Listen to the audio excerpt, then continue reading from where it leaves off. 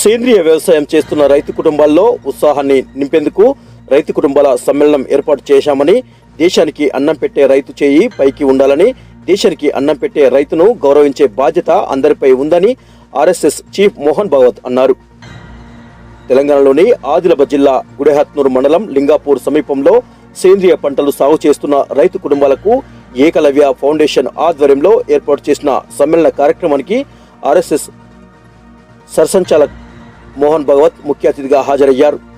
ఈ కార్యక్రమంలో ఆదిలాబాద్ నిజామాబాద్ ఎంపీలు సోయం బాపురావు, ధర్మపురి అరవింద్, ఏకలవ్య ఫౌండేషన్ చైర్మన్ వేణుగోపాల్ రెడ్డి, ఆధ్యాత్మికత గురువు సంతశ్రీ నారాయణ మహారాజ్ మరియు జిల్లాలోని ప్రముఖ నాయకులు, ఉమ్మడి ఆదిలాబాద్ జిల్లా రైతులు పాల్గొన్నారు.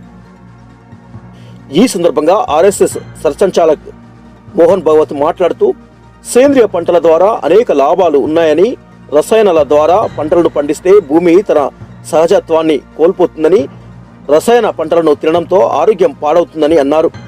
క్యాన్సర్ లాంటి వ్యాధుల బారిన పడి చనిపోతున్నారని, ఈ ప్రాంతంలో సేంద్రియ వ్యవసాయాన్ని ఇంకా విస్తరించి అందరూ సేంద్రియ వ్యవసాయం చేసేలా చేస్తామని తెలుపుతూ, ఎవరు సేంద్రియ వ్యవసాయం కోసం భయపడాల్సిన అవసరం లేదని అన్నారు.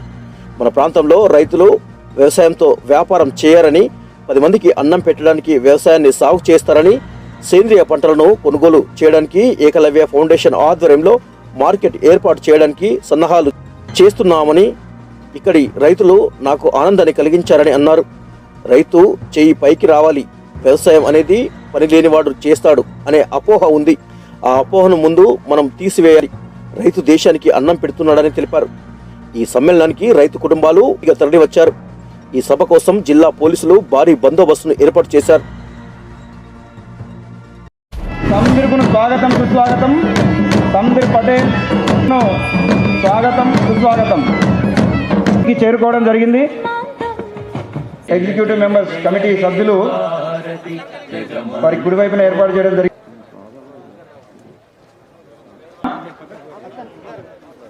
గేట్ రెండు వైపులా సమానంగా కూర్చొని ఆహ్వానిస్తున్నాం.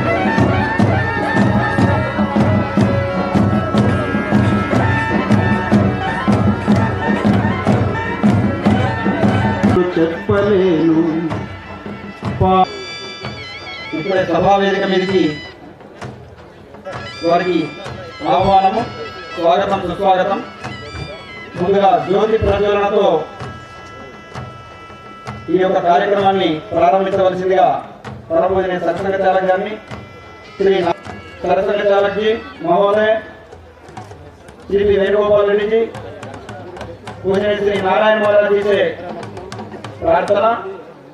पंचवचारार्थे गंधादि संपूज्य ओम सूर्यो अजायत सूत्राजो. ఏకలవ్య ఫౌండేషన్ ఎన్జిఓను స్థాపించి స్వాగతం తెలియజేస్తున్నాను. మిగిలినటువంటి परम पूजनीय सरसंघचालक माननीय श्री मोहन जी भागवत जी को आदिवासी सांप्रदाय के अनुसार पटका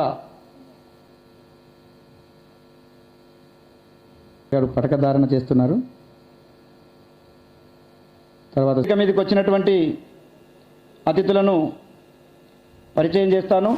ఆ సమయము ఆసన్నమైంది. పరమపూజనీయ సర్సంఘచాలక్గా దేశమంతటా సమ్మేళనానికి సేంద్రియ రైతు కుటుంబాల గ్రామాల్లో పప్పుల పిండి, అలాగే బెల్లము మరియు పుట్టమట్టి ఇవి మనం ఇందులో వాడతాము. పసుపు కిలోలు, పుట్టమట్టి ఒక పిడికెడు. కడికే మంచి గుడిని అతి బత సర్వ స్వతంత్రుడుగా నిలబడాలి రైతు. నేను అందరికి ఇస్తాను, నేను అందరికి కడుపు నిండా అన్నం పెడతాను. ఆ రకంగా రైతు వచ్చేటప్పుడు కూడా ఇందాక సేంద్రియ ఉత్పత్తులకు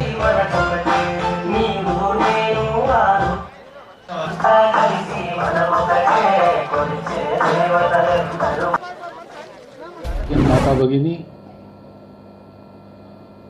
और मुझे शिंदे जी ने मोहन कहा, यानी कृष्ण कहा, महाराज जी ने भी कहा. और महाराज जी ने यहाँ सब जो कर्म क्षेत्र में काम करने वाले सब कृषक किसान है उनको बलराम कहा. इसका मतलब आप मेरे बड़े भाई हुए. तो सभी बड़े भाइयों का और भाभियों को मेरा विनम्र प्रणाम. वेणुगोपाल जी ने कहा मैं आपको इनकरेज करने वाला हूं, आपको उत्साह देने वाला हूं, लेकिन मुझे पहले से पता है मैं यहां उत्साह लेने के लिए आया हूं और मेरा काम हो गया, मुझे भरपूर उत्साह मिल गया। क्योंकि ये जो जैविक खेती का विषय है उसको पहले माना नहीं जाता था, आज भी थोड़ा बहुत उसके प्रति प्रतिरोध है, विद्वानों में भी थोड़ा बहुत है, वो उनके अहंकार के कारण है।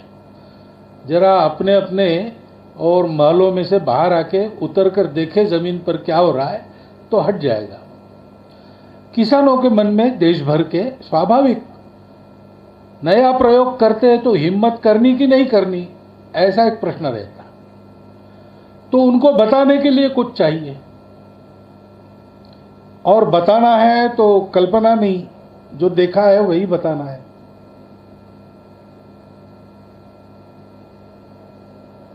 मैंने भी पिछले 30 साल में देखा है। बचपन में मैंने भी खेती के कुछ काम किए, हल चलाया है, बैलबंडी चलाई है, सब्जी बाग का काम थोड़ा बहुत किया है, एक छंद के नाते। मैं तो पढ़ रहा था उस समय, लेकिन हमारे घर में था, हमारे पिताजी वकील थे, दादाजी वकील थे, लेकिन वो स्वयं ये सब करते थे, तो मैंने भी किया है। इसलिए मिट्टी में उत्पन्न होने वाली वनस्पति, जंगल, खेती, इसमें मुझे अच्छा लगता है। और इसलिए पहली बार मुझे देश के बाहर जाने का मौका मिला तो इंग्लैंड गया। तो पहले तो शहरों में से जाना पड़ता है, तो दुकान बाजार वगैरह दिखता है, तो मैंने देखा वहां के बाजारों में सब चीज है, दुनिया भर की चीज है। तो मैंने वहां के कार्यकर्ताओं को कहा कि यहां दुकान में इतना सब माल है, तो ये सारी दुनिया का उत्पादन यहाँ किस खेती में होता है, कोई बगीचा होगा, कोई खेत होगा। तो उन्होंने कहा नहीं, ये यहाँ जो दुकानों में मिलता है वो यहाँ होता नहीं है। मैंने बोला क्यों? बोली यहाँ की जमीन देती नहीं है, ये लोग व्यापार खूब बढ़ाते हैं और पैसे से सारा खरीद के यहाँ लाते हैं, और इसलिए यहाँ मिलता है और महंगा भी मिलता है। हमने कहा ठीक है, होता होगा, यहाँ की जमीन ठीक नहीं है, एक छोटा सा बिल्लसबर द्वीप तो है। लेकिन बाद में मुझे एक बार अमेरिका जाने का मौका मिला, तो वहां बहुत अच्छी अच्छी खेती के प्रयोग चलते हैं।